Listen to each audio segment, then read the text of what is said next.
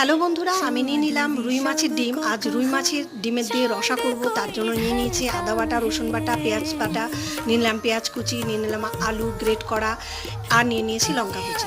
এবার আমি কড়াইতে জল দিয়ে নুন আর হলুদ দিয়ে ডিমটাকে একটু সেদ্ধ করে নেব। তার সঙ্গে দিয়ে দিলাম আলুগুলো।